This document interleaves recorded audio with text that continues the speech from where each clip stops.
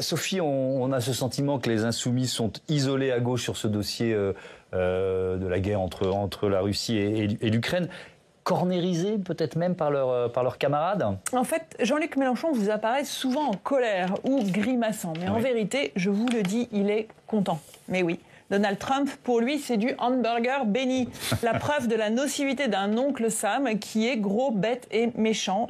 L'ancien trotskiste a conservé une part de sa doctrine. Il juge ses propos validés par les faits. Le capitalisme, avec son centre nord-américain, nuit gravement à la concorde mondiale. Passionné des relations internationales, comme d'ailleurs des affaires militaires, le leader insoumis rêve d'une 4e campagne présidentielle et soigne son propos pacifiste.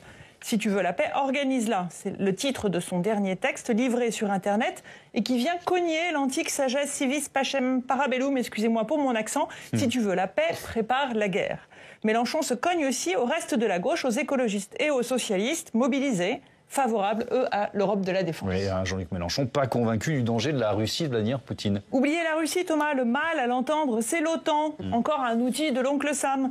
Je ne crois pas à une attitude agressive de la Russie, ni de la Chine. Je connais ces pays, je connais la stratégie internationale et leur manière de se poser les problèmes, nous disait-il au Figaro. C'était à l'automne 2021. Ces propos étaient formels. Seul le monde anglo-saxon a une vision des relations internationales fondée sur l'agression. Encore ce jeudi sur France Inter, Jean-Luc Mélenchon a pointé l'OTAN, responsable d'avoir été favorable en 2008 à l'entendre à l'entrée de l'Ukraine et de la Géorgie en son sein, sauf que c'est faux. Plusieurs pays, dont la France, y étaient formellement opposés. Anne Hidalgo, pour la gauche, a résumé ce jeudi l'affaire à sa façon lapidaire. On l'écoute. C'est l'affirmation d'une fracture entre un mouvement populiste qui est celui des Insoumis, entre une position très pro-russe qui est celle de Mélenchon. C'est une raison supplémentaire de se dire qu'on n'a pas grand-chose à faire avec eux.